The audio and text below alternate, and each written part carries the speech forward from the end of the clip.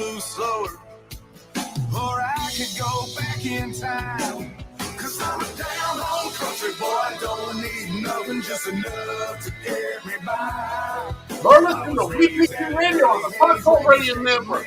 Currently playing JP and the Gunslinger. 50 years too late. Old school don't lie to me, fool, ain't a damn thing about me fake. I'm a modern day John Wayne, got my daddy's last name, all 50 years too late. Yes, sir.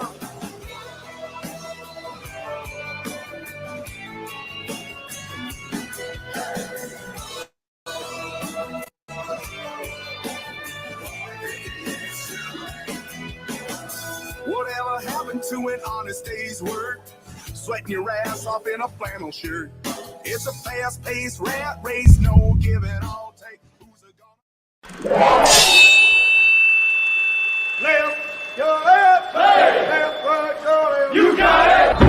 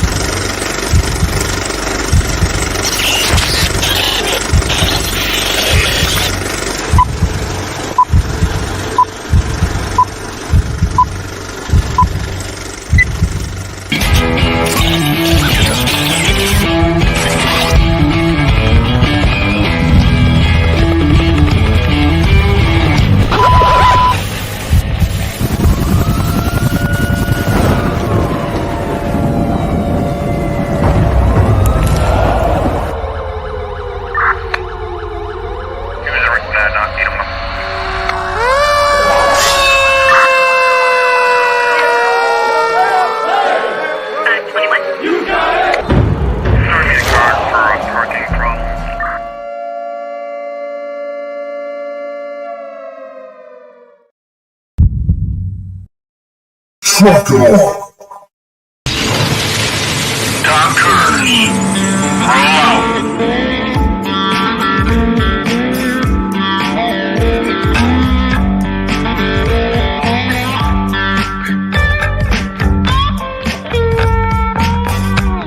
You're watching or listening to We Got Your 6 and 6 Patriot Playtime. We the people, the People's Patriot Project.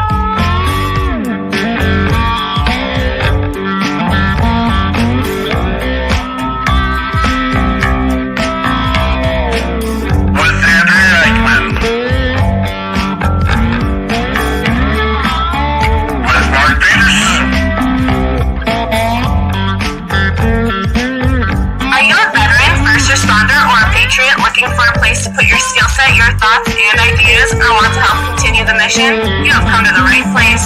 We are the People's Patriot Project, and we are the shock and awe when it comes to meeting the needs of our veterans and first responders. We are dealing with a new enemy in today's world where the wounds are not always seen. We want you to be a part of this mission in saving lives and making a difference. Welcome to We Got Your 6 at 6 Patriot Playtime. Here's the WeP3 Team bringing you today's best heroes hits in the boots on the ground organizations that are saving lives. And as always, Patriot Pride.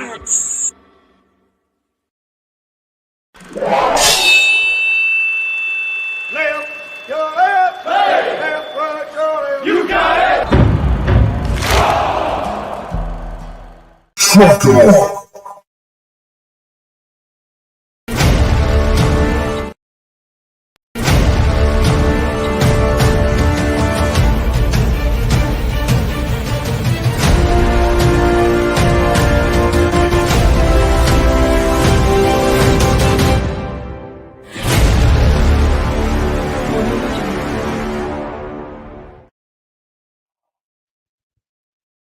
Hello there, it's Andrea Eichmann with the People's Patriot Project, and I am here as we are every Sunday night when we bring you a guest and sometimes a new music artist or artist, and then we share all the good and sometimes not so good things that are happening in our world.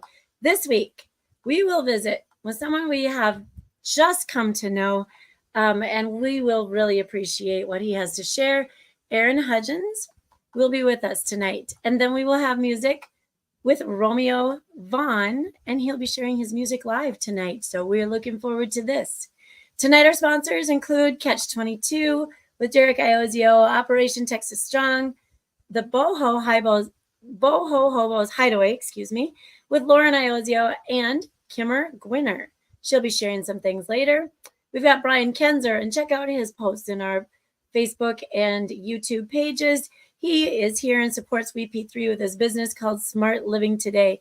This is all about American-made products, American jobs, and a stream to help support the People's Patriot Project while you shop for everything you've always shopped for. We'll put out a connection for that throughout the show.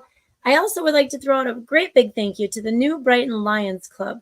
They have donated in honor of Glenn Pletcher of Pletcher's Greenhouse some funds that were given to Wreaths Across America to be used to sponsor Wreaths at Fort Snelling. This is amazing, and it is very much appreciated. The People's Patriot Project, we got your 6 at 6. This actual show, except last week's, can also be heard on Wreaths Across America Radio on Sundays. That'd be tonight at 11 p.m. Eastern Time. You can find Wreaths Across America Radio on the iHeart app, the Odyssey app, and the TuneIn app. Just search the word Wreath. I got a link right here, too. You can go to their actual radio page. And let's not forget that there is WeP3 Radio out there, and that's where you can hear the music from those who have served, whether they're first responders, veterans. You have it. And they've put together some music. We are building the radio station that features exactly those heroes. Thank you for being here tonight. Thank you to our guests, our sponsors, and our viewers. Before we start this week's show, we are going to ask that you take off your hats, stand and cover your heart, and join us for the Pledge of Allegiance.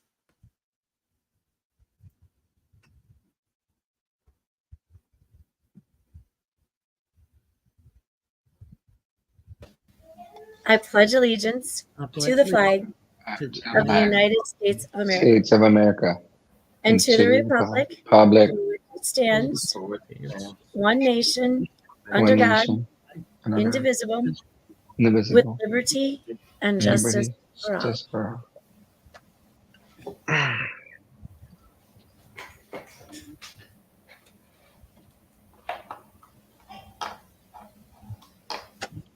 Good evening. Look at these.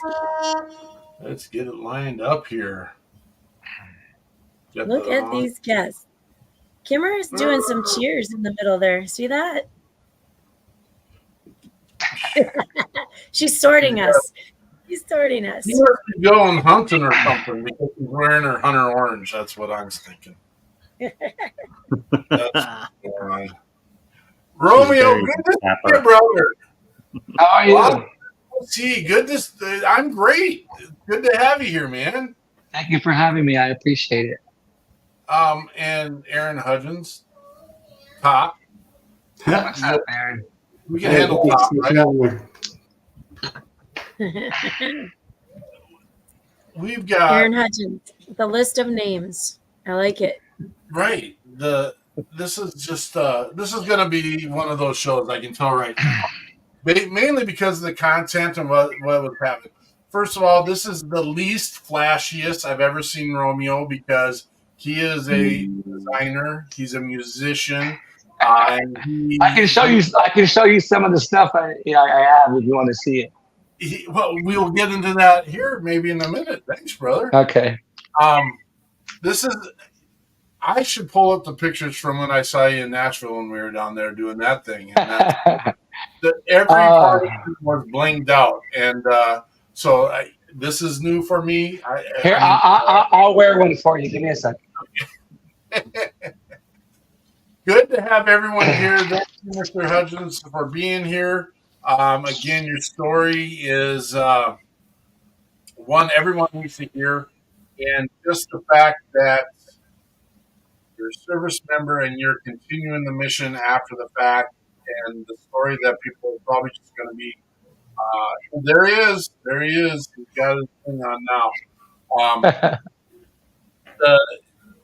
We're going to hear it, and so I'm in awe by this man's story and in awe of his continued mission and just the stuff, and we're going to hear about it. And Romeo's got a great story as well.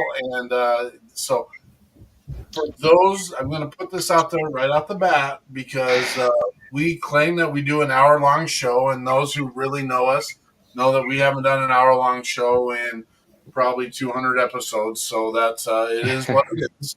And on the other side of this is if you really need to go at any time, just let us know, and that's the way it works. And we thank you. This is kind of it's a curse and love piece when you do a live show because you're at the discretion, you're at the discrepancy, you're at the of the guests, and it is what it is. I mean, and so thank you for both being here, and we're excited to have you, and we're excited to hear your stories and what you have done, A, in your service, and B, what you're doing after your service to make a difference. Jonathan, share with us what's in the news, please, brother. Yes, there's a lot in the news, and unfortunately, this week it tends to get a little heavy at times. So bear with me. September is National Service Dog Month.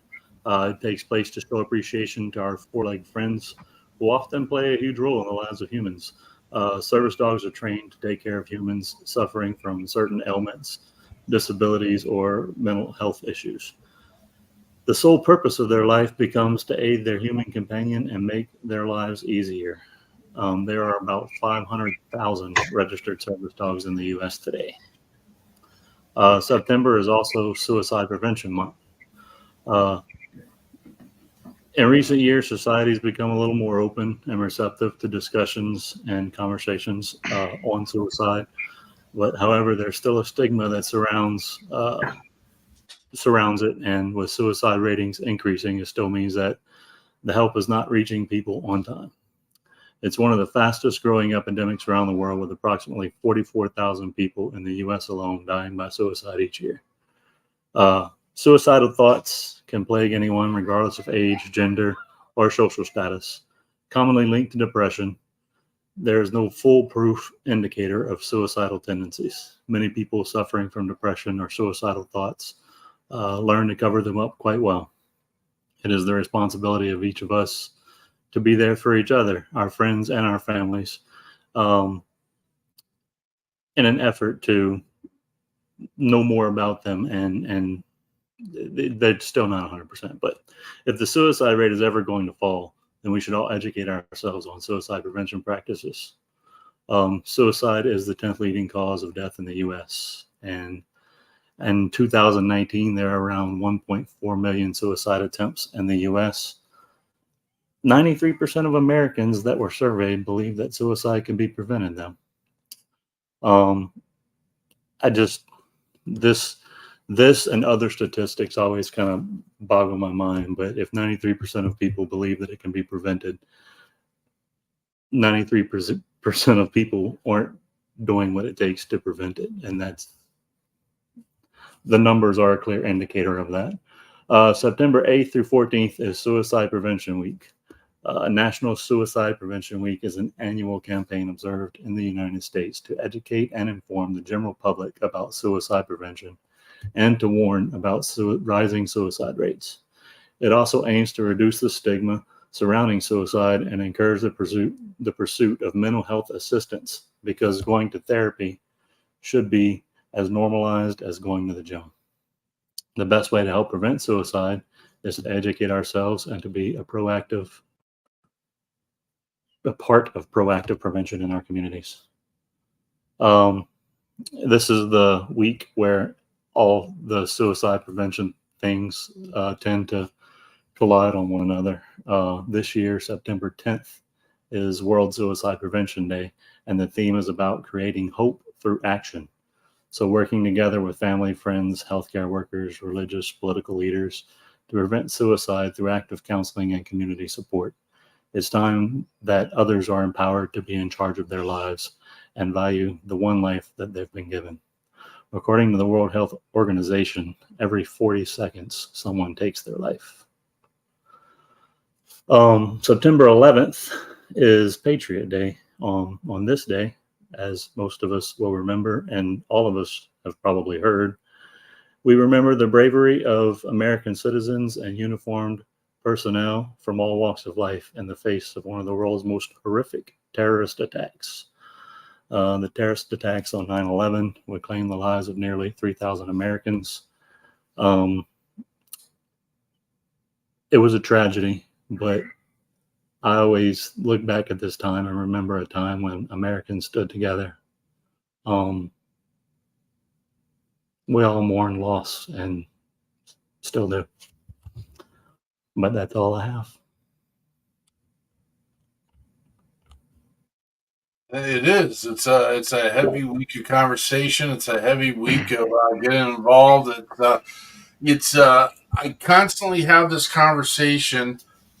We have roughly 46,000 organizations across our country right now saying that they're helping veterans and first responders.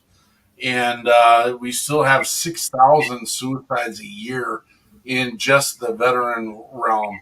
And it's like, Yeah. you're not getting the job done, folks.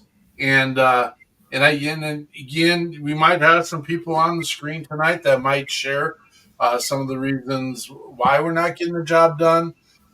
We might have some people that want to be involved in these conversations ultimately. But again, we want to make sure we shout out to all those that are coming to check us out. Frank the Myth, good to see you, brother. Thanks for being here. Amanda's been here in the house for a minute. And I reached out to this guy and said, hey, we got one of your peeps on.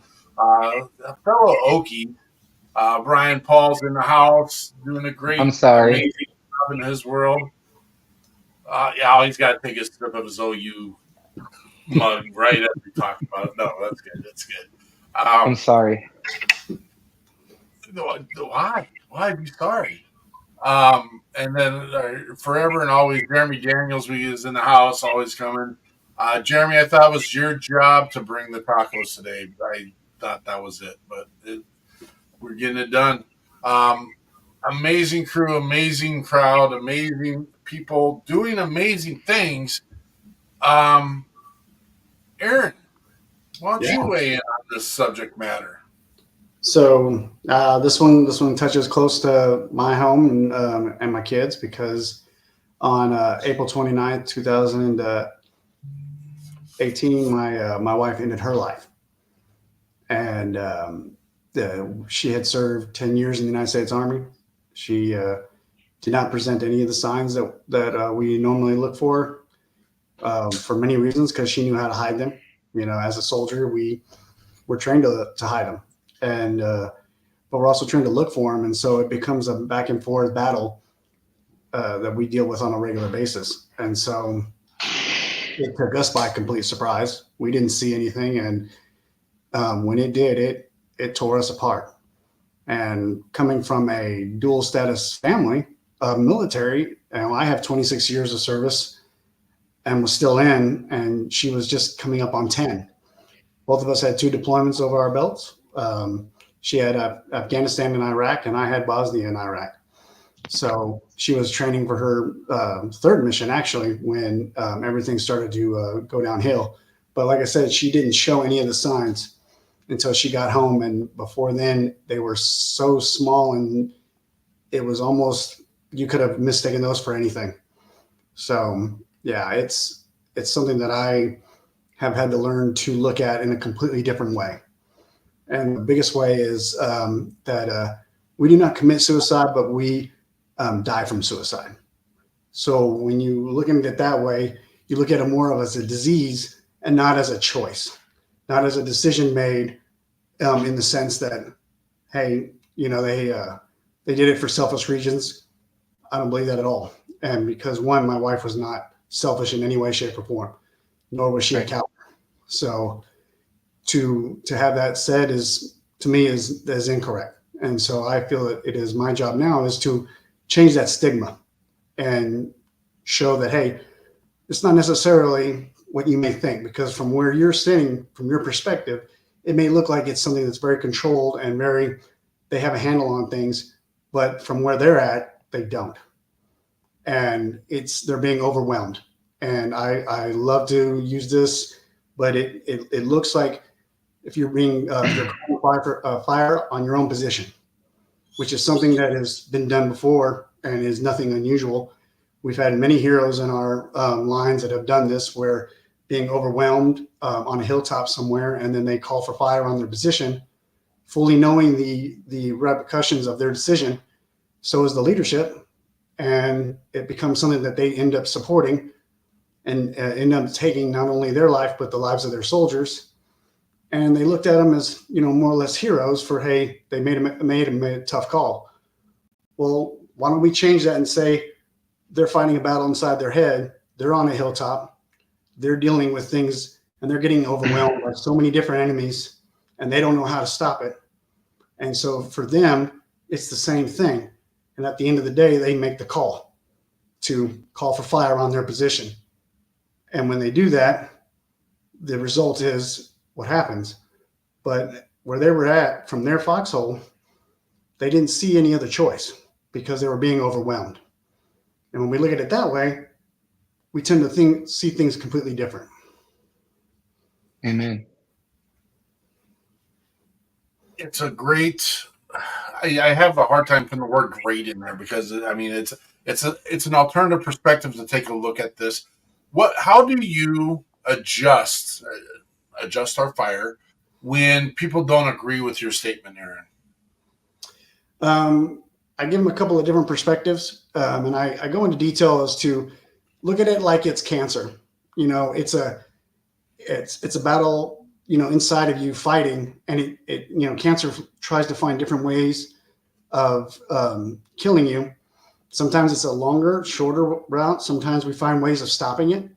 So to me, it's the same concept, is that if we're going to die from it, then we have to look at it as it's a disease or something that is growing inside of us. And sometimes it doesn't have a big control of us because we have a handle on it, and sometimes we don't.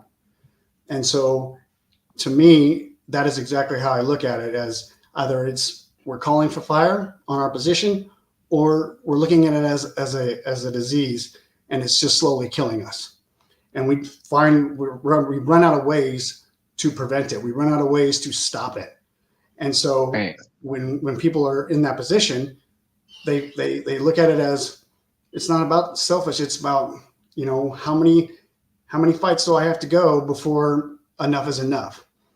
How many, some of our battles stopped, when we were in Iraq and Afghanistan, but inside our heads, those battles rage on for weeks, days, months, years.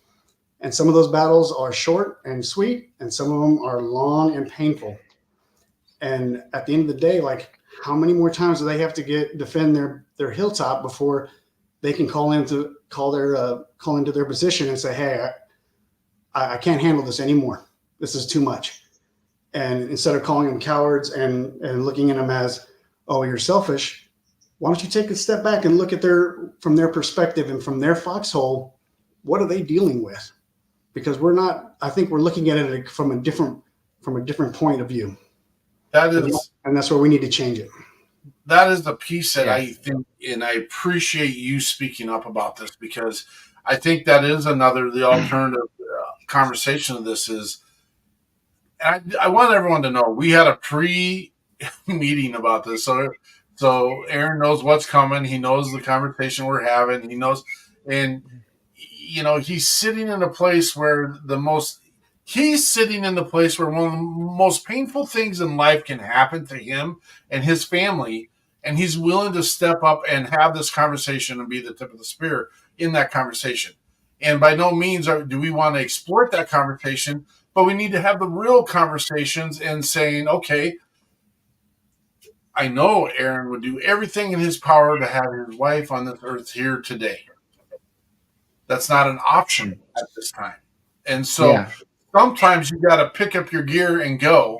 And he's doing the best he can with his family and continuing the mission in spite of a very tragic experience in their lives. Mm-hmm. Now, there are those that sit on the side and say, oh, they took the easy way out. Oh, they're soft and weak, they couldn't handle it. That's not true. Shut the hell up. Right. You do not know. And some people get upset with me on occasion, and I'm okay with this.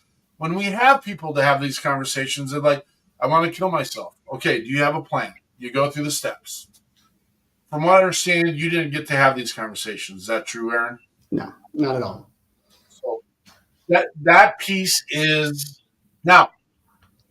I'm going to take it a little step further, and I'm going to say it is a step of her heroism.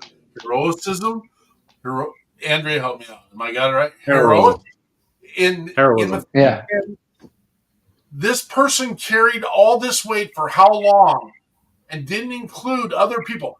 We live in a world where misery loves to enjoy misery, and people throw that stuff out. Now, I'm not saying people do this for the sake of pulling other people in. I'm saying that here's a person that went to the end depths and they'd had enough. We want to have that last conversation. I'm going to put this out there. If you do not do the call of action that we have at the end of this show, you are part of the problem, period. Right. Because someone dropped the ball. And I'm not putting this on you, Aaron. Someone dropped the ball because you did not reach out to your people. And we will talk about this later. And be mad, be upset, be frustrated. Say it with me. Put your comments in here. We'll listen to you. We'll talk the conversation. And at the end of the hour, we don't have to agree. But I have this conversation time and time again that at the end of the day, the people that choose to make these decisions, I ask for one more conversation. And at the end of the conversation, if you choose what you do, then you do what you do. And some people don't like it when I say that. But we don't have control of that. Go ahead, Aaron. What you're insinuating is that there's always one last call. And in theory, sure. But in reality, they've already had that conversation. You may not know that conversation happened 6 months ago. You may not know that conversation happened 2 days ago and they've already had it. And so to say that they didn't, or that we missed a conversation, when they get to that point, when they're being overrun, sometimes there's no time for conversation. Sometimes when your feelings and emotions are coming over that hilltop and you're running out of ammo, you have a very small window to make a split decision. Do I engage? Do I run? Or do I make the call? And so when they make that call, I'm going to say that they've already made that conversation. And maybe you didn't get what they were putting down, but they put it down. And if you go back and relay all the different conversations you had and who they had them with, and then you go, well, wait a minute, they probably did have this conversation. Because from your perspective, from your foxhole, you think they haven't had it, but from their foxhole, they've already had it, and it is go time. And we've had people throughout history make these same decisions under the same circumstances, and not only cost the life of themselves, but cost the life of everybody in their unit, along with everyone that was coming up on that hill. They had to make the call, and they did it. We don't have to respect it, nor do we have to see it as, well, you should have had one more. Maybe we should have had a lot of things more, but at the end of the day, they made the call. And I don't say that I respect the call, but to say that we didn't have it, I would disagree. We've had it. We just didn't realize we had it. And so this is at the end of the show, and it's a terrible time to do our call to actions at the end of the show because some people come on in the front, but it's time. It's right now is the moment. Everyone has a device on them right now. And we do this every week. We do it, and so type in your text thread and say, I'm just thinking about you. That's it. I'm just thinking about you. Copy that and paste it into 6 different conversations on anyone in your contact list. Right. It will make a difference. It's not doing push-ups. It's not doing a ruck march. It's reaching out with your personal self to 6 people in your life and saying, hey, I'm thinking about you. It's opening the door. We are built to be connected. It is important. And I know we talk about this every weekend. There's some people that watch the show and they just let it slide by and they're like, hey, you know what? I'm telling you, it does and will make a difference because, and ask them at the end, if you get to have a conversation with them, ask them to reach out to another of their 6 people. Reach out to the ones that you think are strong. Reach out to the ones, and I do ask, do the toughest thing you've ever done before. There's a relationship in your life that went sideways at some time. I ask you to contact that person and say, hey, nothing weird here, just thinking about you. And I'm not talking about a romantic relationship, an ex-wife, an ex-girlfriend, ex-boyfriend. I'm not talking about those. I'm talking about someone that you might have said a joke and it may not have hit the right nerve and it was worth not talking again. There's a billion and a half excuses. Reach out to 6 people on your contact list. You're going to make a difference. We will make a difference. We're going to continue to make a difference. And hopefully we're having that one conversation that needs to be had. Right. It does work. It will work, and we will. Thank you for sharing, Aaron. We're not done here. Romeo, sorry, not sorry, brother. You came in on a heavy one, man. We got a heavy one. Well, I appreciate it because it hits home to me because, and Aaron, I know I don't know you from Adam, and we just met, but I will tell you that those conversations that your wife, peace be upon her, I've had them, and with myself, and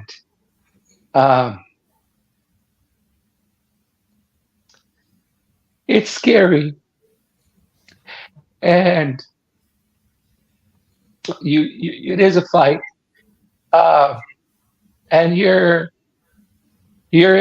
feel shameful because of the people in your life that you're gonna leave behind, or they're gonna think I don't love them, and you're right about masking the problem. And this is something that I never said before, but I've been masking the problem for many years because I wasn't born Romeo Vaughn. I was born Emmanuel Ray. And when I was Emmanuel Ray, as a child and growing up, I had a childhood, and it had nothing to do with my parents or anything like that. It was just I didn't have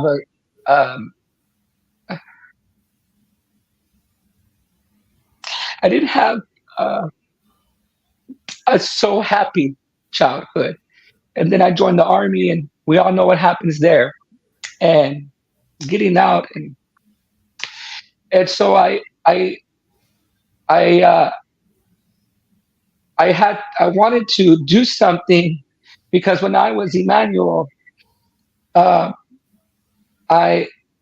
was hurt and broken, and all these thoughts went in my head. Nobody loves me. I'm not worth anything. Everybody quits me. Blah, blah, blah, blah, blah. So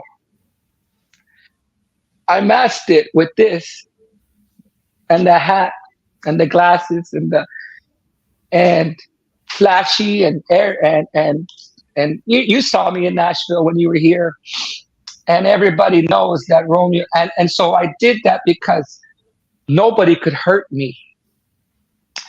And I felt like that was me masking the problem, so nobody could see the signs. You know what I mean? But then, you know, but then it's exhausting because it's like playing Cinderella, because I don't wake up with this. You know what I mean? When I make them all, but And so, but I but I got so involved in Romeo that he consumed my life, and then I forgot who I was, and it ended in disaster. I got into drugs and alcohol and just it's and I would do drugs and alcohol to forget the memory, because when I was out there with all the flashy clothes and the $3,000 hat and the $2,000 boots and the $10,000 jackets, I felt alive, but I'd come home and I was dead again, and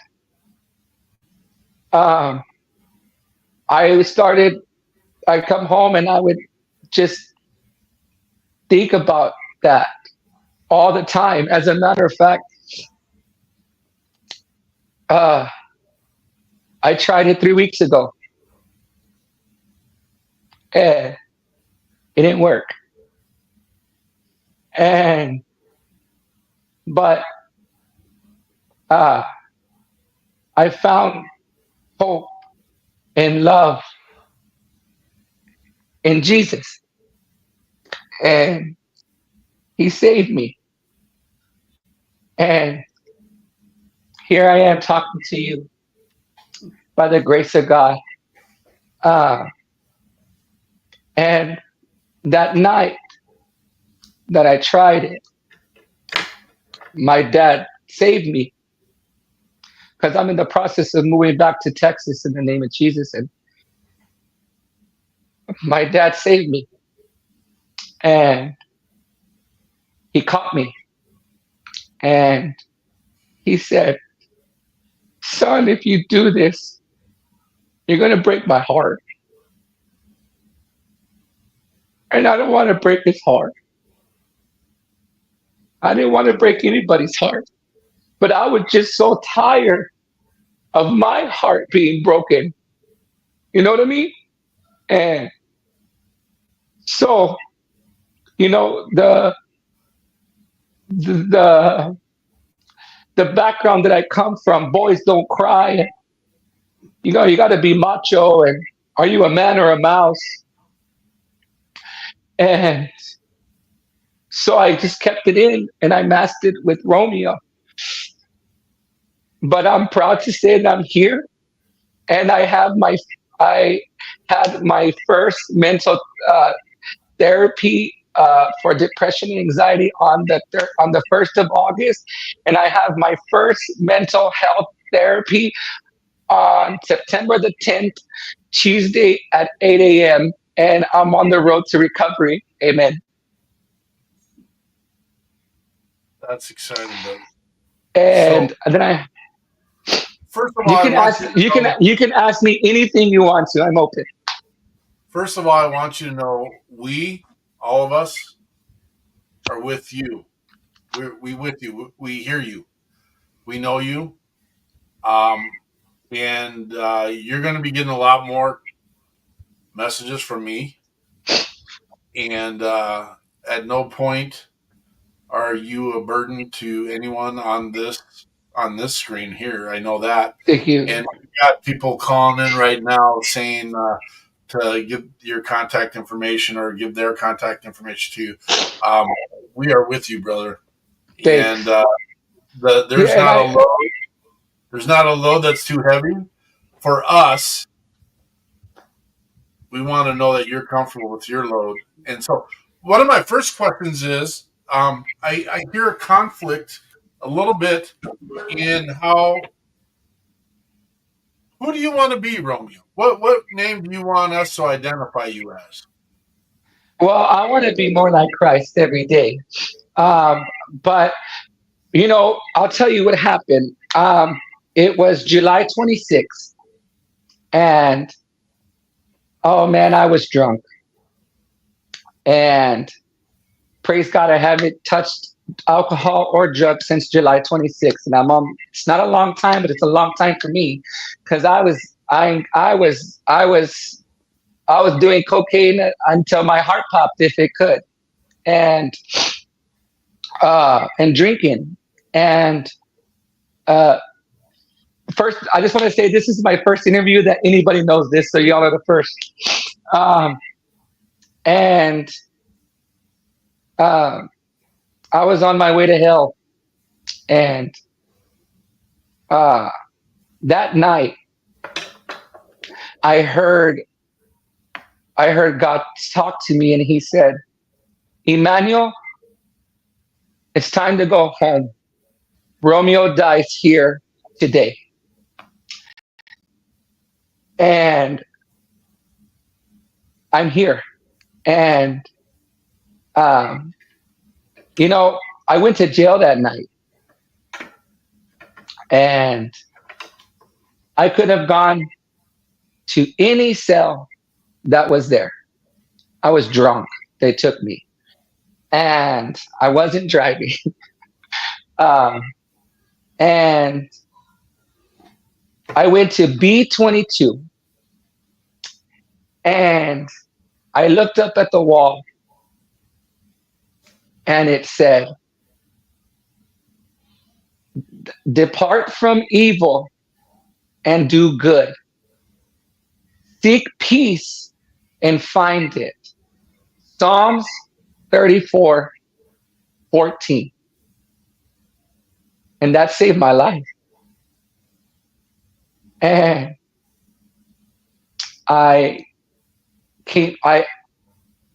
tried to just like, why did this happen? Because my whole life came crashing down on me. The love of my life, she said, hey, because she's a Christian woman, and she left me. And she said, when you're not on, she said, I don't like Romeo. I love Emmanuel, because she's known me. She's my best friend for 20 years. And she said, so long as this Romeo guy's here, I'm out, because I don't want this life of cocaine and beer, and and I was so arrogant. But what she didn't understand was I was masking the problem. You know what I mean? And she didn't. And so, but when she left, when I went to jail and got out, and it was quick, but she left.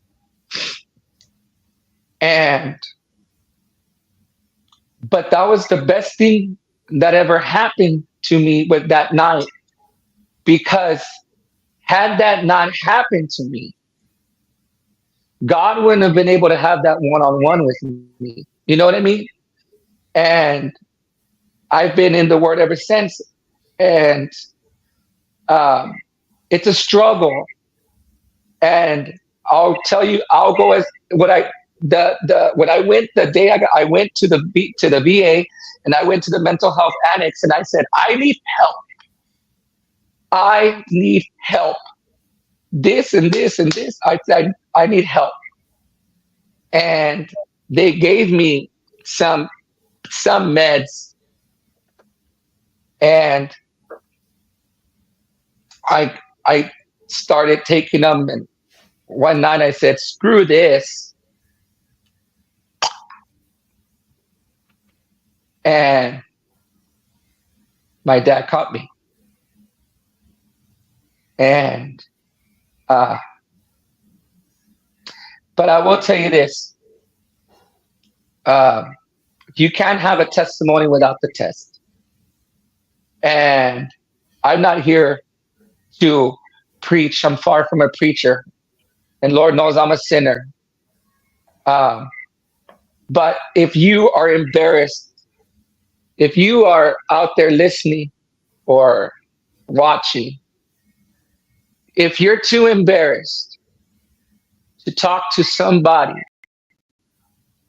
I'm here to tell you, you can always talk to God, because he's a way maker, a miracle worker, and a promise keeper.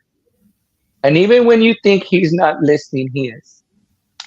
But we have to understand that God is not going to come down physically and help us, which is why he made doctors, and he made friends, and he made your husbands and your wives and your boyfriends and your girlfriends and your moms and your dads. So talk to somebody. And I don't know if, and I don't know if what I do know is that everybody who's going through this has a Romeo in them. And that's why you never see the signs. But I encourage you to let go of your Romeo and be yourself, because you are loved. And if you can't, and if you're on the opposite side, that you know somebody, and you might suspect that there's a Romeo in there, seek deeper, because they're drowning, just like I was drowning. And that's what I got. And you can go ahead and ask me. I'm proud of you. I'm proud of your message. I'm proud that you came on tonight. Here's the deal. I'm going to share some of the background here a little bit, Romeo. We've been trying to get Romeo on here since May of last year. Yeah, I've been Romeo for, I mean, back home. I mean, everybody calls me Romeo. My friends, my parents, everybody. And every single time there was something happening in his life, or even this last time, I said, Romeo, I want to get you on the show. And he's like, brother, I've changed my life. I've accepted the Lord into my heart, and I've changed my life. And I'm like, well, brother, you're still a veteran, and I still want to hear your amazing music. And he said, you're right. And I had no idea. So here's the deal. We don't pre-plan these. And Romeo is here as a musician. But in all honesty, Romeo is here more than a musician tonight. He's part of a story. First of all, he's part of his story. And we have been blessed in this show so many times by our guests that have come on. And usually we end up being blessed because of the connection between our guests. And I'm sending messages to Aaron at the same time, and I'm sending messages to Romeo, and I'm sending messages to Andrea, and I'm saying, hey, you know what? This isn't going to be our traditional show, clearly. And you know what? I'm not sorry. And I don't care. And I'm glad this happened, man. I really am. I needed this, and I'm going home to Texas in the name of Jesus, if God lets me, on the 16th, and I'm gonna go get my girl. Amen.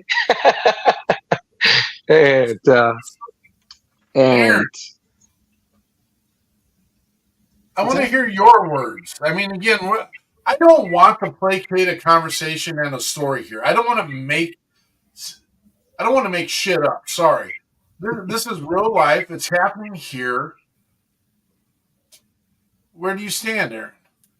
Where do I stand on the subject of it? Where Aaron's at right now. Yeah. Well, I don't think it. I don't share the stigma of that it's a selfish act. I don't see it that way. And as many times as we want to talk about, we need help. Yeah, it's easier said than done. And sometimes the positions we're in, it's not easy to make that call. It's not easy to just drop everything and go, I need some help, because a lot of times what we find ourselves in is we compartmentalize our feelings and our emotions, and we put it in a box and we hide it, and then we don't go back to it.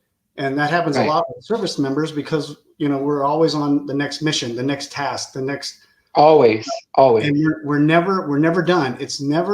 We never have the time to go back and reflect on what just happened and what did we just go through and who did we just lose and how close to death we just came from. And because we don't do that, that's one of the biggest problems we have, is that we just keep putting these things in a box and hiding them. And then when we get out of the service, those boxes don't go away. We have them. They're still there. And so now naturally, when we start opening them up, it becomes too much to handle, because we have forgotten what was in that box to begin with. And when we do open that box and try to deal with it, it's too much. And we're already trying to figure out how we're going to survive today. And now all of a sudden I've added all these other emotions and things that have come up that I hid away for so long that I don't even know where to begin, because there's so many of them. And we should have, I should have dealt with it 10 years ago, but now I'm dealing with it right now, and it's overwhelming. And so, we talk about that stigma of soldiers that go to see mental health. Well, instead of just asking, make it a requirement. You know what? Everybody get on the bus Monday. We're going to mental health, and we're all going. And I don't care if you talk about your time you were in combat, or you were down at home fishing, or hanging out with your boys, or that moment you had with your girlfriend, and then next week you'll do it again, and then again, until because right now the method we're using isn't working. We've already identified that it's not working. So then we need to change it up. So the way we change it up is, okay, well then we don't make it a choice. We make it mandatory.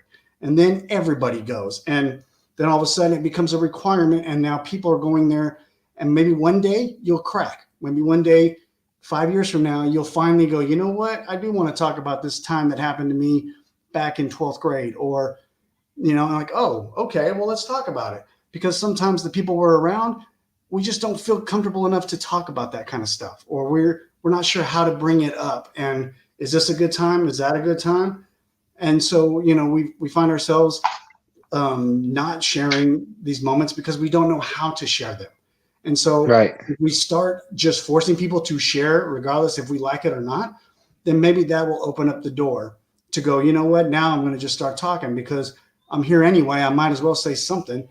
And, slowly but surely we could probably break down those lines. But I can tell you the giving people choices and then coming back later and asking them when it's already too late, they've already crossed that barrier, or they're overwhelmed, or they've got too many things going on, is not working. So then we need to change it. And so if we want that percentage to go down, then, instead of reaching out to 6 different people, you reach out to everyone in your phone book on a regular basis. Every Monday, I'm going to talk to A through B. Tuesday, I'm going to talk through C, and, hold yourself accountable for talking to your people. And then your leadership, they go, hey, have you talked to your people lately? Have you talked to the people that have retired, who are no longer in the organization? Because we have a lot of veterans that once they get out, they are lost. We lose this purpose and direction that we had, and it's gone. And then we're like, well, where do we go? What do we do?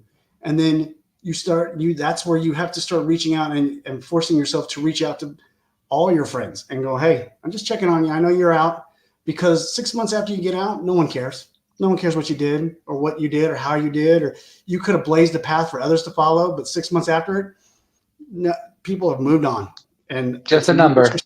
They're not disrespectful. They're not trying to be disrespectful and say that you didn't put in the work, but life goes on. And so, and we fall into the same routine over and over again, and then expect it to change.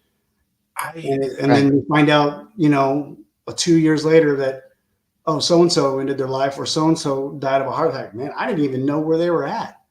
And so we don't have a good system in place to check on the people that have gotten out, or they went six years and out. Did we reach back out to them? No, we usually find out later that, oh man, did you know so-and-so did this? No. I mean, a lot of times, thank God for social media, because even though it's a double-edged sword. For everything that it does bad, it also does good, and it keeps us tracking with people that are in in our social networks, sometimes I don't talk to a lot of them, but sometimes they'll post something that goes, whoa, wait, what is that? And that has triggered a lot of people to start actions to check in on people, because they're like, that was weird. Why would they say that? And so, that's I don't believe in a lot of social media stuff, but I'll tell you what, it has saved a lot of people many times, because they've posted something that just did not seem right. So, Right. but we really do. If we're going to truly affect change, then we implement change right now and force people to, organizations and leadership to go, you know what, I'm gonna recheck. You know what, I haven't checked on it, I'm gonna recheck, and I'm gonna recheck again. Until you get that warm and fuzzy feeling. But I think that's something we haven't tried, and I think it would. Let's give it a shot. What do we got to lose? Yeah, So, and on that, Aaron, sorry. When the first initial time that I went to the mental health annex and spoke to the psychiatrist, I mean, I was in tears. I was just, because I was on the verge. You know what I mean? And it's true what you say, because the psychiatrist was like, well, I'll give you these meds, and do you want to continue getting help, or like, just like shooing me up, you know what I mean? And I'm like, lady, I'm here telling you that I'm drowning. I'm here telling you that I'm messed up, and that, like, I'm telling you, I need help. And she was like, well, this was in July, August the 1st, so the end of July. And she's like, well, we won't have something till September the 10th. And I'm like, okay, that gives me a month and a half to just, you know what I mean? And I'm like, September the 10th, like, you need to get me in now. You know what I mean? But I had to make an appointment, and they couldn't see me till September the 10th. So here we are. After the death of my wife, I was prescribed medication to try to, subside or deal with the emotions. And I was numb. I was completely numb when I took them. Right. So I stopped, and because I have a quote that I use, and I use it, and I said, I've got to feel to heal. And right. So in order for me to heal, I've got to feel everything that I'm going through. And those right. medications were jacking. Yeah, I stopped taking them after about a week and a half, because in reference to what you say, I told myself this, and I told my dad, and I told my Ima, I said, so long as you feel pain, you're still alive. Yeah. So long as you make mistakes, you're still human. And so long as you keep trying, there's still hope. Sure. No, matter of fact, you lasted longer than I did. I lasted maybe about 4 days, and I was like, this is not working. Yeah. That's the answer. That's unfortunately, that's the answer that a lot of the services give as well. We'll just met them up and send them back. Yeah, then she told me, oh yeah, take one the first couple of days, and then take 2 or 3 until you'll feel a difference. I'm like, I'm trying to talk to somebody, lady. Yeah. But yeah, for sure. I've been through similar experiences, both with addiction and with the VA, and my stance on that is I know my history, and I'm not going to get on any kind of medication whatsoever. You can forget about it. Yeah. And that's the way I felt too, because I have an addictive personality. It's like I started off, doing, I'm just going to do a little line, or I'm just going to do a little couple bombs here and there. Next thing I know, I'm 2 8 balls deep, 5 days straight, trying to numb my pain. You know what I mean? So, like, why would I go in from one drug to another? I'm trying to get clean here, And so praise God that since then I haven't touched any kind of drug, and I haven't drank any alcohol. And without the help of doctors, just by the grace and mercy of the Lord Jesus Christ, He's the only one that's got me here. And I'm not here to try to preach to you or anything, but that's who saved me. Well, that's your story. You should, it's not preaching if you're telling your story. You say Yeah. you went through, you had the test. This is your testimony. So Everyone Yeah. has a journey that they take, and they take it at a Yeah. different level. And so I found the Travis Manion Foundation, and that's where I have found that has been my therapy, and that's and they found me. I didn't find them. So Right. it's one of those like chance of a lifetime. Hey, your dad called you and saved you. TMF's reached out, sent me an email out of nowhere, and I did the same thing. I just was like, who is this? And Right. I responded back, didn't think anything of it. Next thing I know, I'm going to Arizona on an expedition, and meeting other survivors is what I needed to be. I needed to be around other survivors that have endured way more than I have, and that hear compassion. their stories and hear what they've went through. And man, that was where the change really, really helped, was being next to another survivor and seeing and feeling everything that they were going through. Because I could tell you where they were at in their journey. It was, and these women have been in there longer than I have. They've been on this journey of lost their loved one. Some of them 10 years, lost their son 15 years. But you would have thought it happened yesterday.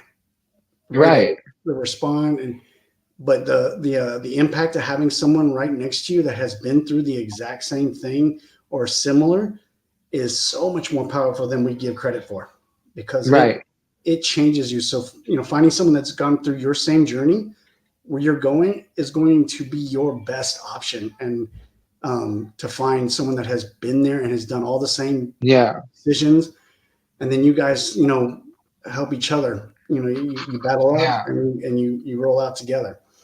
I get it completely. And that's why I Go ahead, Romy. Oh, I'm saying that's why I want to go back. That's why we're in the reconciliation moment with my girl, because we live parallel lives, and it's good to be with someone that understands, and so that's where we're at. We've also got to figure out how to quit this hierarchy bullcrap that happens with people where, and again, I'm going to use your words against you here a little bit, Aaron, where people have been through more than you have been through. And it doesn't matter what people have been through. You've been through what you've been through. Romeo's been through what they've been through, and it is impacting you how it's impacting you. I don't care if you're an Army Ranger or you're a cook for the Army band. It doesn't matter. You serve. These are the pieces that we're talking about. We got to get rid of that hierarchy crap and realize we're all humans. Some of our stuff may exist before service. Some of our stuff may exist because of service. All this stuff needs to go away, and we just need to treat each other on a level that is, we got stuff. We're dealing with stuff. And, at the end of the day, I'm going to be here for you. We have done something in the past called the WeP3 wave, and I think it's time that we do the wave again, because what happens is individually we're all but a drop. We're one drop. But together we are in an ocean. If we all gather together, and again, so now we're going to change. This isn't going to be our call to action. It's your mandated show up to, you need to reach out to 6 people every single day. We'll set it up. We're going to use social media as a platform as well. We'll put it on there, but I'm going to have you call these people out and say, hey, I'm thinking about you. Come to the we got to do it. This is how it works. And I'm not trying to create clicks. This isn't about being on top of any social media algorithm or anything like that. I'm getting animated here. This is about saving lives. Saving our brothers and sisters. My best friend in the world, he also served and deployed, and he got 2 tours, and he every day at random times he just says, "Battle buddy, check. You okay?" And it's something that small that works. Simple. We're asking you to do 6 people a day. Do a dozen. I don't care. But you have to be part of the process. Right. Aaron is the one that said, hey, let's get this done. Let's get this done. It's got to be mandated. You are required to do this. Everyone is required to do this. We'll set it up. You are in part of it. We'll all be in the same thread. Start calling people out. Start saying, hey, we're thinking about you. We want to be with you. We want to be with you forever, as long as life allows us to be. And let's get this thing done. Anyone got a problem with that? No. You know, we invest money in some of the most ridiculous things, you know, and if we're willing to buy merch or, you know, and then give it away, you know, for new recruits, then why are we not taking that money and trying to solve real problems? Yeah. Because to me, we've got warehouses of cups and shirts and that's money. That's great. People like that stuff. But if we are truly committed to fixing the problem, then that money needs to go where the problem is and not just keep talking about it. Amen. All right. I tasked Jonathan to get a song ready. Romeo, are you ready to play a song or? Yeah, I'll play a couple of songs for you. I got you. All right. I just wanted to make sure we got everyone in play. This one's called "His Name Is Jesus." I wrote this like last week, and it's my story.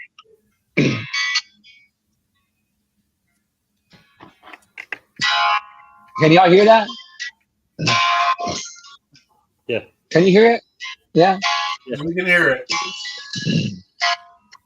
Was it Friday night? I was going to heaven. Ended up in the county jail. That's where he found me. Said my name is Jesus. I said everybody quit me. There's no hope. You really think you can save me?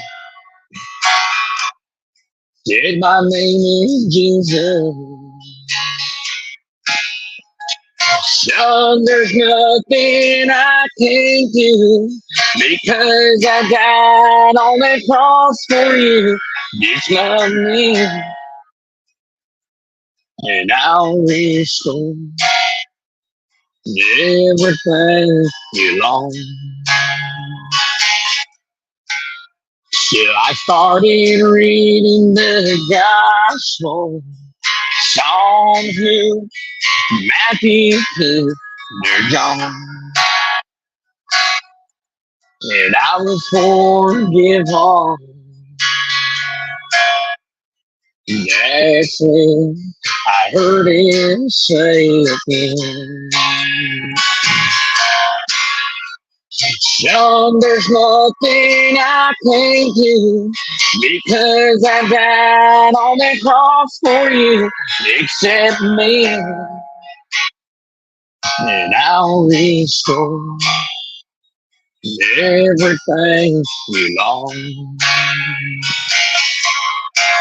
I'm the truth, the way, the life, the king. And come live in eternity with me. And you will see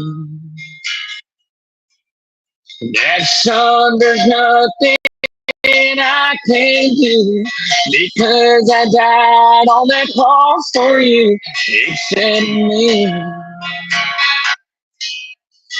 And son, there's nothing I can do because I died on that cross for you. Just trust me. And son, there's nothing I can do because I died on that cross for you. Just love me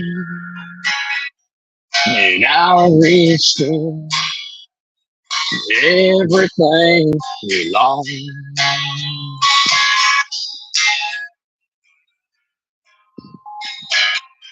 His name is Jesus.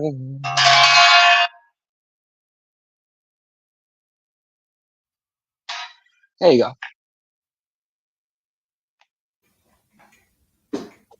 And amen. Amen. It's tough. Here's the deal. You got to have the context. Because here's the truth. As I stutter through that, here's the truth. Someone's going to read this. His name is Jesus, and they're gonna brush that right by.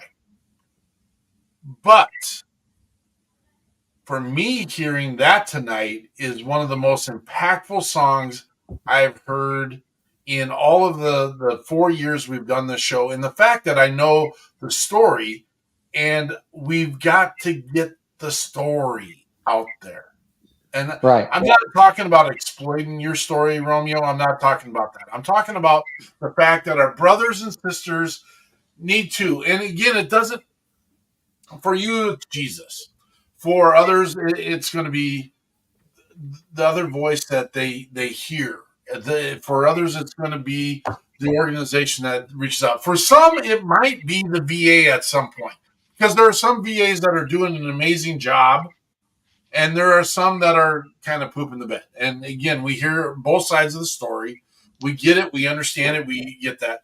But bottom line is, I think if we can come together as a group, and again, let Jesus be the name. But at the end of the day, if we can come together as a group, and we lost Romeo, if we can come together as a group, we get to save lives. That's the end. That's the end result. And at the other side of this, there he's come back in. He's in there. He's in there somewhere. We got you, bro. At least we are giving opportunities, and at least we're giving another option for people who don't know that there are other options. And again, I don't have a result.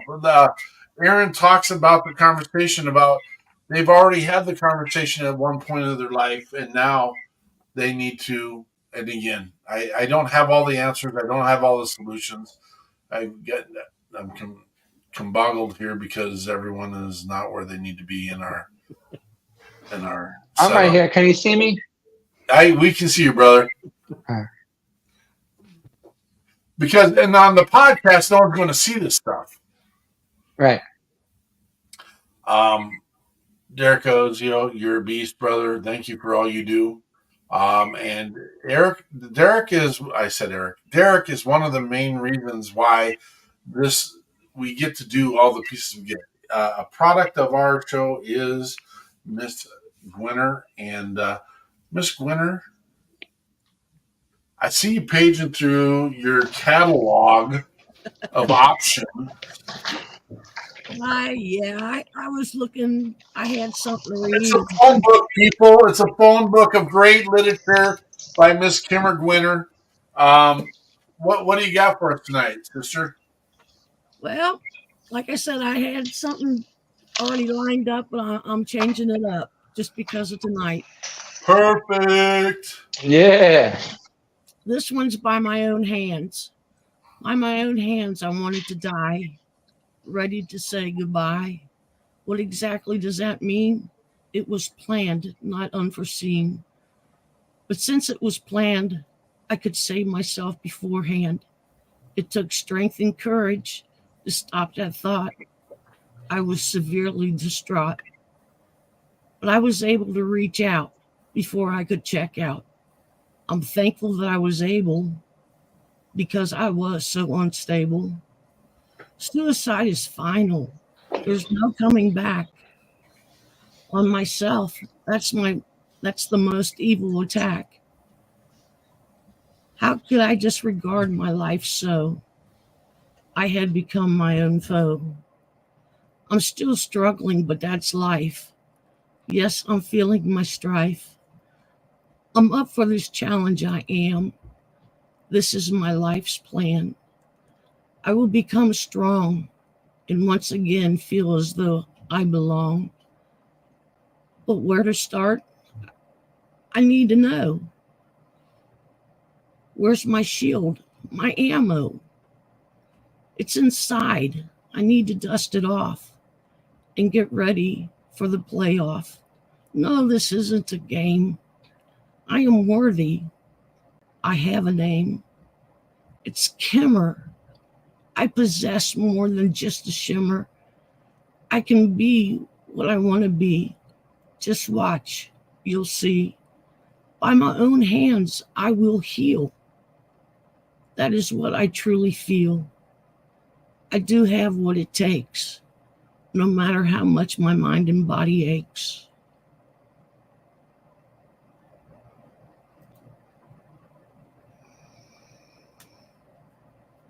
And that is a big sigh of reality in your face. Go get them. Boom. Boom. That was amazing. We are so blessed by Miss Kimmer and her amazing talents of, there's some pieces, people are dancing. There's some pieces that are in there. You talk about a shield. Sorry, Kimmer, I'm product placing at this time. There's a crest out there that is can't go unseen because it's a crazy green. And it is a crest that will represent anyone who's wore a uniform and or has been the glue that holds that uniform together. Oh my God. My team is amazing. Oh, wow. Look at that. The green doesn't go unseen, people. And That's we're right. not going to stop. We're not going to slow down. We are the tip of the spear. And we will be the shock and awe. And people want to say, why are you the shock and awe? Because you know what? We're done. We're tired. This shouldn't happen anymore. It needs to be a flashbang drop in your face where it takes the breath out of your lungs and realize we got brothers and sisters that need you. Both in veterans, both in service members, both in first responders. You get to lay your big fat heads on the pillows of freedom daily without even having to worry where it came from. It's been the brothers and sisters that have given so much already. Yikes! If we keep this up, the smoke inhalation is going to get me all tied up, and we're going to be sucking for some air here in a moment. Thanks, Frank. We can't create this. This is the crazy part. We've got amazing people that have done amazing things. Aaron, tell us more about the nonprofit you want. We've already got the links up, but tell us more. Tell us your mission, brother. So the TMF mission is we empower veterans and family members of the fallen to develop character in future generations. So it's a community, and what we do is we go out and we work on three things. We work on personal development, youth development, and community impact. And with those three, we start talking with the kids. And so we have two marquee programs called Character Does Matter and Leading with Your Strengths for the older. And the programs are designed to go out to the schools, organizations, anywhere, and talk about the 24 character strengths. And so, and then through that, we try to engage them in going and doing some community service and things that will help out in their areas so that we can not only know our character strengths, but use them to our advantage. And we believe that we start with the kids. And so if we can convince them and show them, then we don't have to have these conversations later about what we're having today. And because we owe them that much. And that's something that just spoke to me when I came to the organization, and that has been something that has been the most rewarding, is going to schools and talking to the kids about character and just showing them different aspects of it. and the response we got has been absolutely amazing. And so on the East Coast, the Travis Manion Foundation is a big deal. We didn't know anything about it in Oklahoma until I got this random email. Come to find out, there's quite a few Oklahomans that know about it, but we just didn't have the right people in place to move forward with it.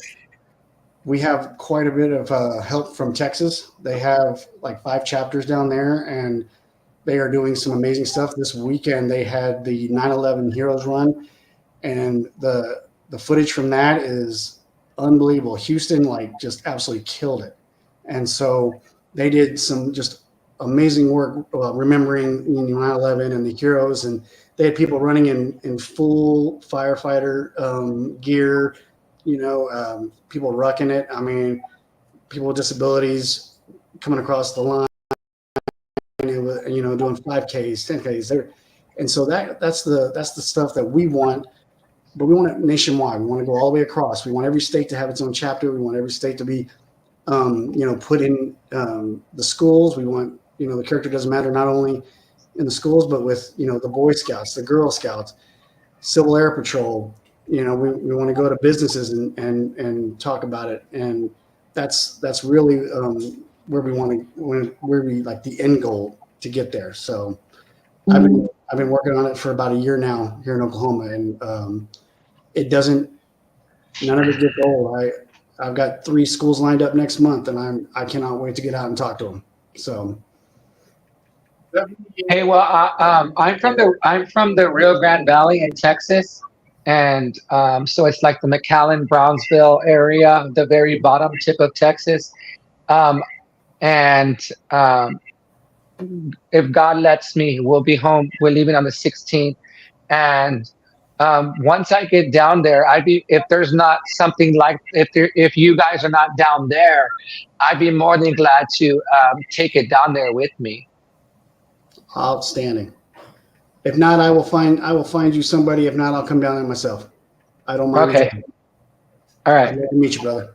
78,000 veterans and survivors empowered, 300,000 Spartan members, and 650,000 youth living. If not me, then who movement. Making a difference. Huge. Blow this up, brother. We got to figure out how to get some green into this, and so that it doesn't get seen. So I'd be more than glad to take everything down there with me. And my dad has he has like a motorcycle club that does good for like children and stuff like that.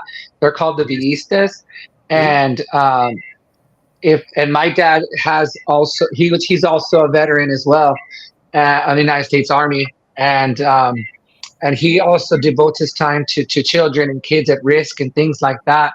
So I'll run it. I'm sure I'm more than glad him, if not his club, but him will be more than glad to, and I know his club will to maybe make a motorcycle run or something like that to bring awareness to stuff like that as well. Absolutely. I'll get you in touch with my regional, which is Jesse Lopez. The dude is on fire. He will absolutely take care of you and get you everything you need. That's awesome. We need to figure out. I think I shared this with you the other day. We got to figure out how we, the People's Patriot Project, can connect. I mean, I've already gone through some steps since we talked last, but also we just need to figure out a way. One of our brothers uses the link shields, and Travis Manion Foundation has a Spartan face mask in their thing, and maybe we need to put a face mask on our crust. Maybe that's what yeah. Yeah. So this is the logo that we go by. Well, that's awesome. That's awesome. Yeah, if you see it, that's ours. So that is you. Nice. That is you. There it is. Look, our team go. Yes. Let's go. And it's cool. It's got like the TM. I see it. That's cool. Blow this up. But I can also do. We also do a lot of stuff on Zoom and different, like what we're doing, podcasts like this. We are geared for that. So That's awesome. If we need to we would love to have you down the Rio Grande Valley. We would love to have you down the Rio Grande Valley because it happens a lot. I mean, in my family alone, we have about 10 suicides already. So we would love to have it down there because I know there's more than just me and my family. No, totally. I will get you hooked up, brother. We will make we that don't happen. have our wave stuff. We gotta get our wave stuff back out and polish that out, put it out there. My movement. My phone is dying, guys. I'm gonna sing you one more song and then I'm gonna try to connect it. Okay? Good. Right. Do it, brother. Because I don't want it to die. Yeah. And I try good. to. Try to move someone here. Oh, there we go.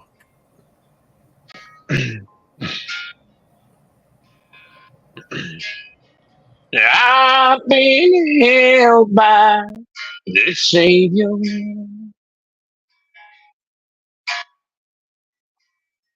I felt fire from above. I've been down to the river.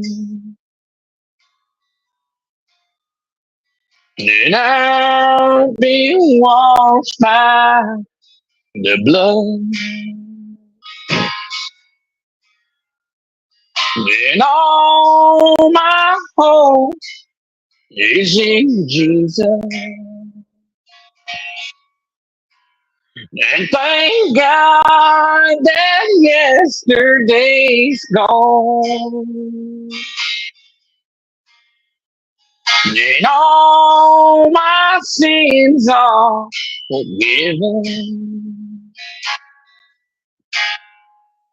And I've been washed by the blood. I'm no stranger to the prison. I've worn shackles and chains. But I've been freed and forgiven. I ain't going back. I'll never be the same. And all my hope is in Jesus. And thank God my yesterday's gone.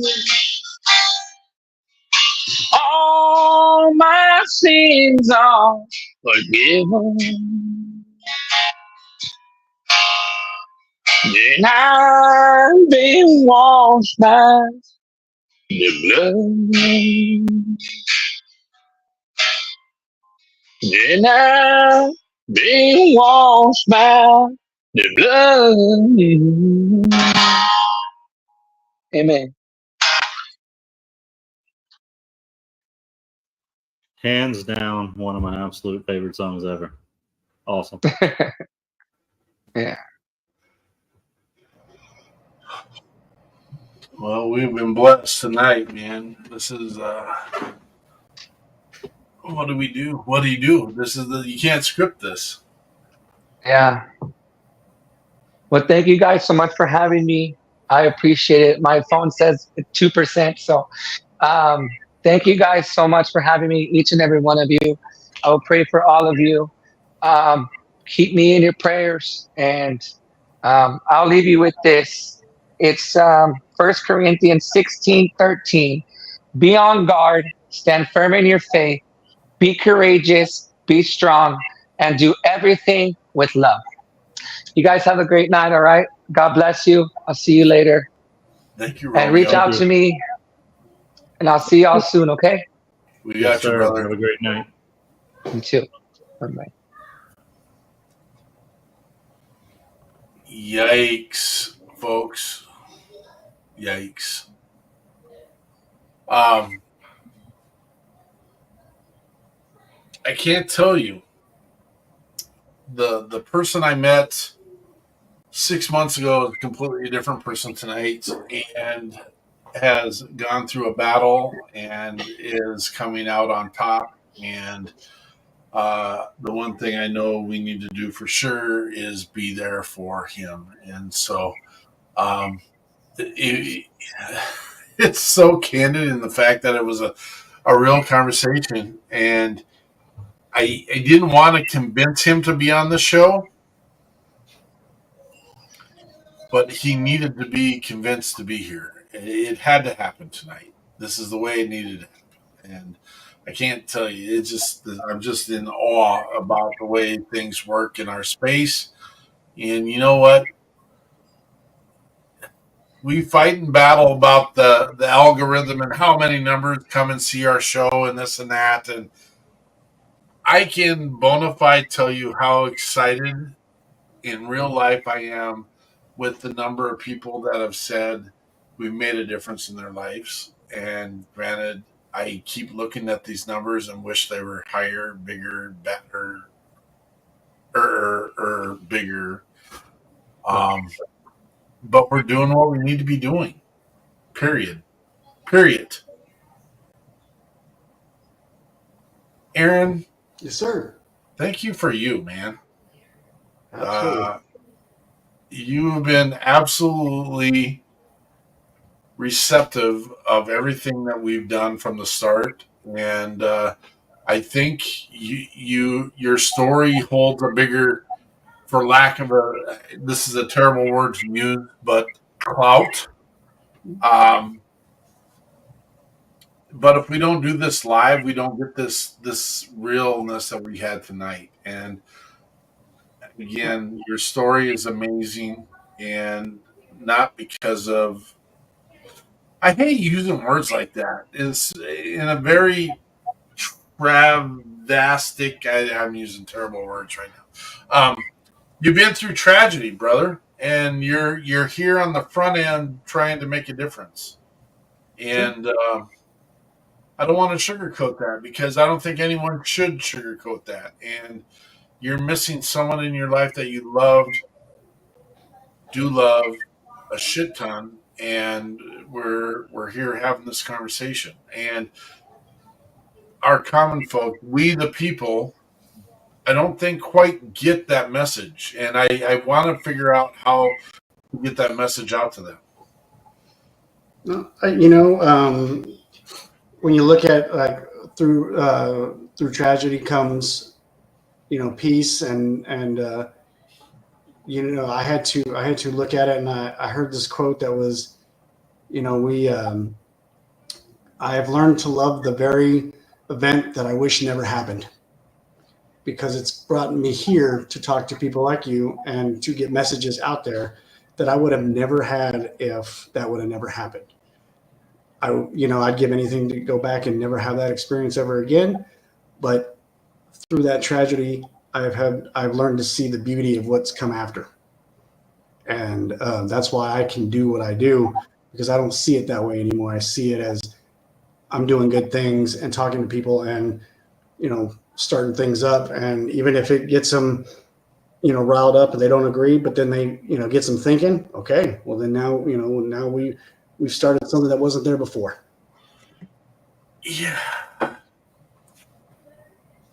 There's an ache in my heart by the way that you receive this, and the fact that I don't know. I don't have fact. I'm just like, there's not a lot of people that can live through what you've been through. And when I say that, I'm not talking about I'm talking about a figurative live. You are a gold star husband. Yeah. And there are thousands of gold star families out there that have lost loved ones for all of our benefit. And it's hard to say thank you, because that is not a real good approach to this. But when you walk into this show as humbly as you walk into and as secure as you are, there's no other word other than thank you. A, for your service. Your sacrifices are far beyond anyone that has ever. They're, you're a blessing, brother. That's what you are. Thank you. Thank you And very much. it needs to be acknowledged, and the world needs to see it. And it's tough in the fact that we've done all. What episode are we on? Can anyone say right now? 17, I believe. Oh, look at you go. Yeah. And we can't come to these real needed stories. But here's the deal. Here's the other side of this.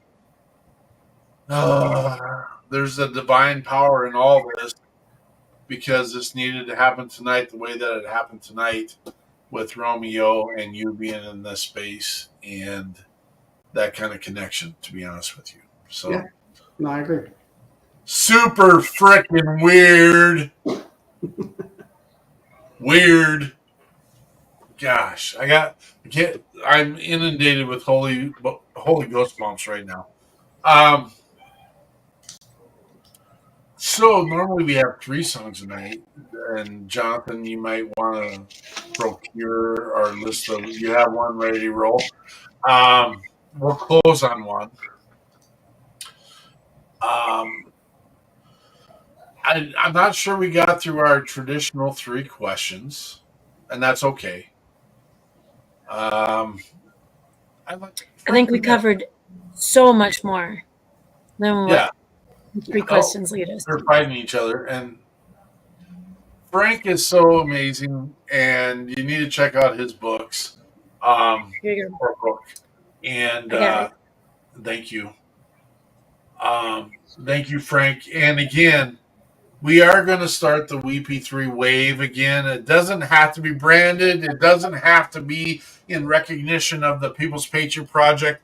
It just has to be in action, where you are mandated to reach your people and say, hey, I'm thinking about you, I care about you, and you're important to my life. That's it. That's what the wave is about. We're all a drop in the bucket, but together we create an ocean. And that's where we're at. My goodness. So, with that said, because this has not been the most emotional, great show that we might have ever have put together, no account to our efforts, Jonathan, why don't you bring the show to close with what are your final thoughts, brother? Unfortunately, I think most of us know somebody that has attempted suicide or lost their lives to suicide. This is the second time, or the second person that I've heard not using specifically the word commit, because it for whatever reason, and I'm struggling to put all my thoughts into place, because this episode has had my head going a little crazy. But man, what a powerful show! Yeah, I don't believe they commit suicide. I believe they die from suicide. Correct. That is exactly right. And there's the I guess, for analogy that you used about, taking calling fire for effect on yourself, basically. It really kind of puts a little bit of things into perspective.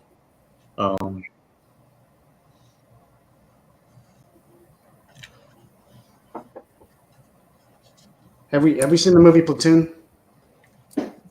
Ages ago, yes. Yeah. So go back, watch the ending of that movie, because at the end of the movie, that last final battle with Charlie Sheen and them battling it out, that's exactly what he does. The commander makes a call that, they're being overrun, and he calls for fire on his position. Then, praise to God that, this is the right decision he made.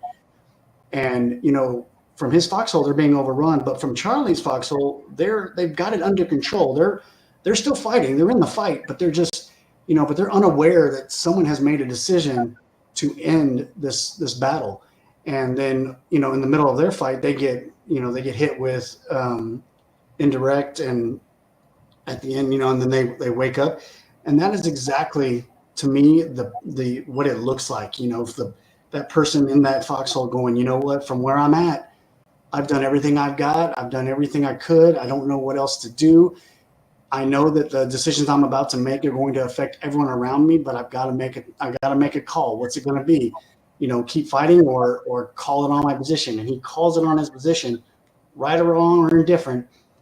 The burden of command is heavy. And, when you are in command of yourself, you have to make a call. Either you move forward or you call it in. And, at the end of the day, you have to understand that you're not in that foxhole, but you're in that fight. And and from where you're fighting, it may look like it's under control, but from their foxhole, they're just, it's too much. And they've taken all they can take. So that to me has been the best way to explain how it looks. And of course, it's just my 2 cents on the subject. But when I say that to other military, they get it a lot more. It touches home a lot easier for them to go, okay, I can now see, a little bit of what they were looking at from their foxhole. Yeah. That definitely gave me a different perspective to start putting things into maybe a different, not necessarily a different category, but just it opens a different avenue of conversation, different thought process surrounding the term suicide, in my head anyways. And Romeo, he's not here, but I've been very proud to witness in other people that transition that he speaks about. And talking to the man tonight, you would never know that just a few short weeks ago, he tried to take his own life, he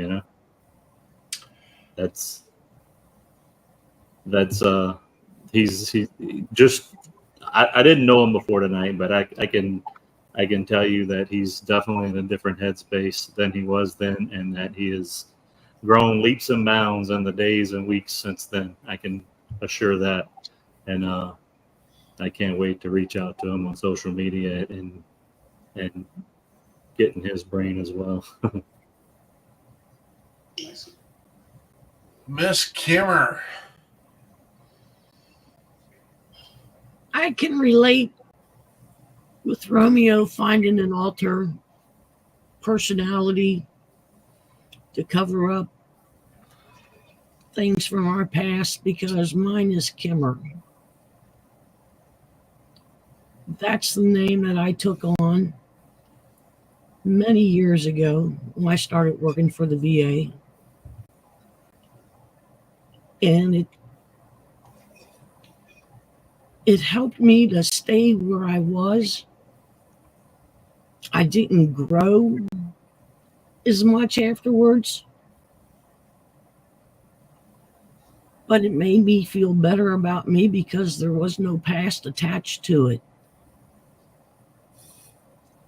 I've lost 2 people that were near and dear to my heart to suicide, one being my mother, and the other one was a really good friend.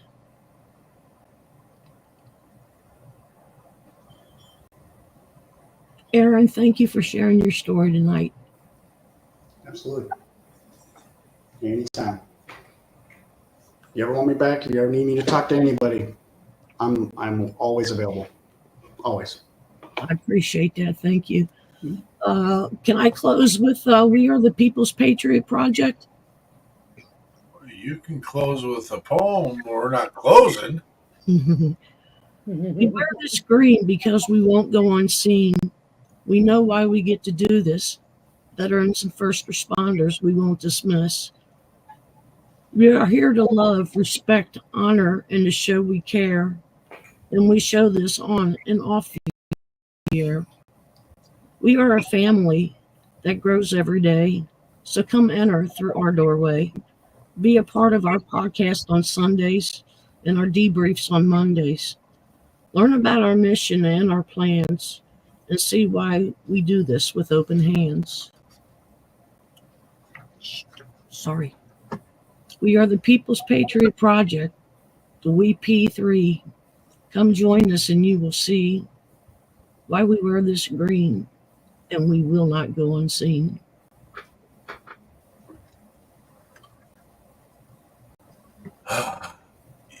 Someone needs to teach Derek Iosio that it's WeP3, not PPP. Okay, I'm just going to say that. Someone teach him real quick. It is what it is. It's all branding. It doesn't mean nothing.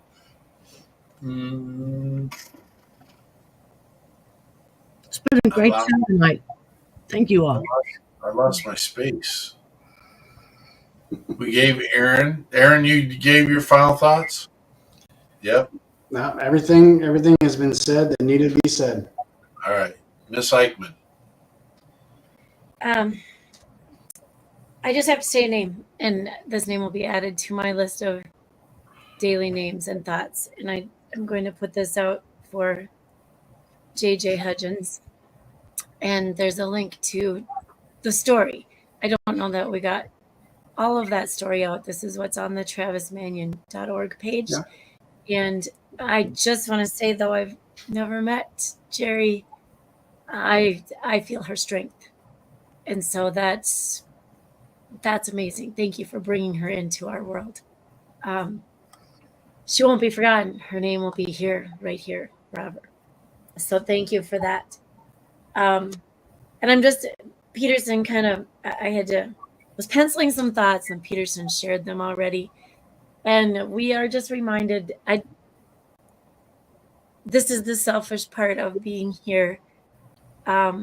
We can't always plan. It's very rare that we bring two people together. We have a guest, we have a musician that go hand in hand. It happens, very rare.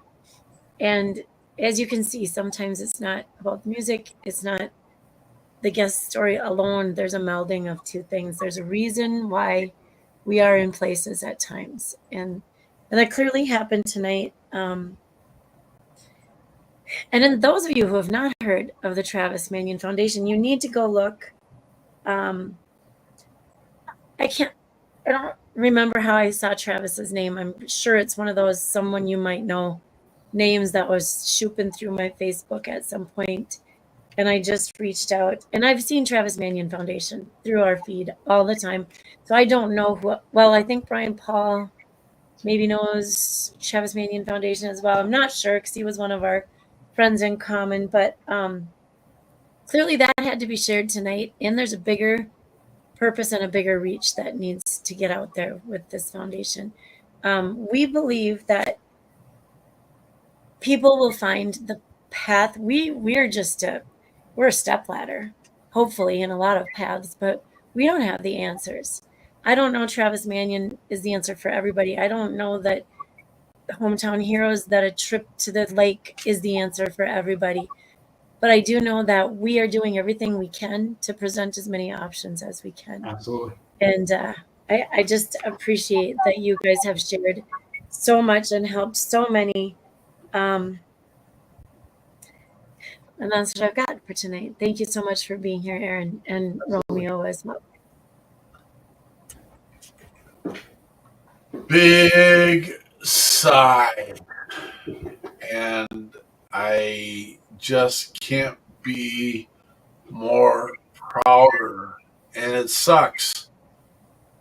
It sucks being a leader in the fact that I relinquish my leadership and say we work together as a group. And that's not the part that sucks. The part that sucks is that my team does an amazing job. And it's not my team, it's our team, because it's we. And I keep saying we work as individuals trying to make and work and draw and push forward in ways that people realize that you're all of value. And it's not about me, it's about we. And we've already done our call to action. We will definitely put things into place that makes the WeP3 wave go again. Again, it's not about branding. It's not about an organization. It's not about individuals. It's about making a difference, period. That's it, period. It's about reaching out to those who just might need to stumble on to what we're talking about. It doesn't have to be a definitive answer or a solution to your problem. It just is a part of the solution, the equation. Life is about a mathematical opportunity, and that's weird because I'm saying this right now because I don't necessarily. All of us are part of the mission. Every single person listening to this, every person that hears this, if you're not doing anything, you're part of the problem, period. We will continue to move forward. We will continue to make a difference, and we'll do the best we can with what we have. That's what we got. Jonathan, what we got in closing, brother? I know tonight's episode was a little charged for a lot of us, but I just wanted to mention next week's guest before we get off. It's Beak. Thank you. Beak Letson with the Veterans Exploration Therapy. So make sure you check us out next week at 6 p.m. Central Standard Time. We'll be here once again. That's why we got a great team. Snagging up all them viewers from Sunday Night Football. It up. And tomorrow at 4:30, we got our WeP3 debrief as well. So, this last song, I kind of, as soon as I knew I could pick a song, I kind of knew that this was going to be the one. And for me, when I'd like to make it clear for anybody watching that I'm not at a point, or have I been at a point in a very long time where I have had suicidal thoughts. But when I'm in my head, and I know I'm in my head, this song kind of always brings me back, and I'll just play it on repeat and sing my ass off for for a really long time. But anyways, it always brings me back, and so tonight we're going to close with Shannon Book and You Are Not Alone. Patriot Pride. Let's go.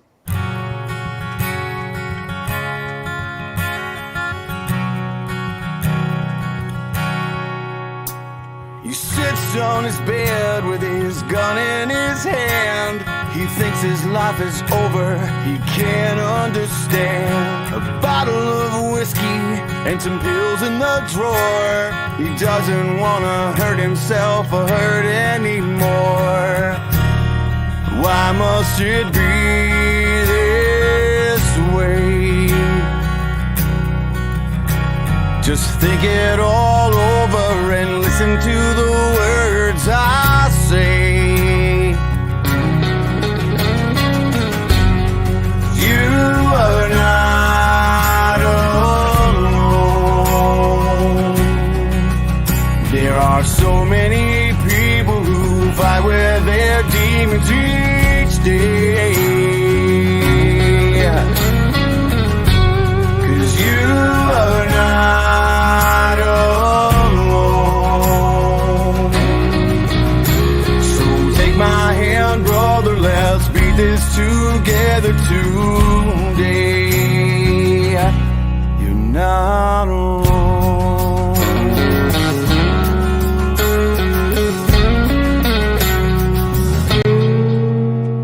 She picks up the clothes that fall loose on the floor. She finds a crumpled letter just behind the door. Begins to read it with tears in her eyes. A horrible feeling takes over inside. Says, honey, can I talk to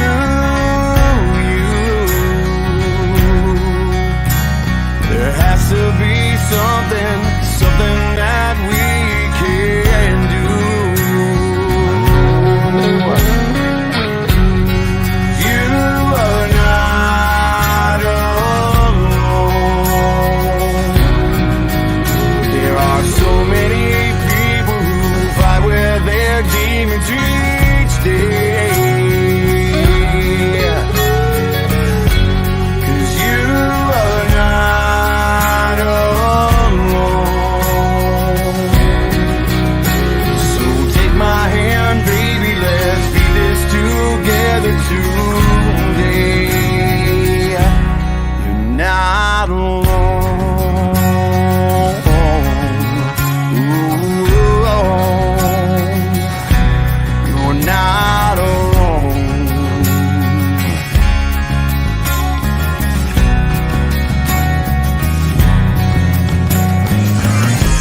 'Cause you are not alone. There are millions of people who fight with their demons each day. Yeah. And you are not alone.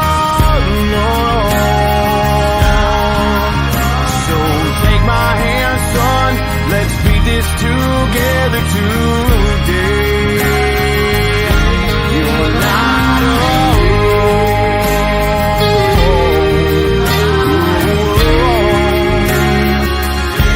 You're not alone. You're not alone. Sits on his bed with his gun in his hand. He puts it away, 'cause now he understands.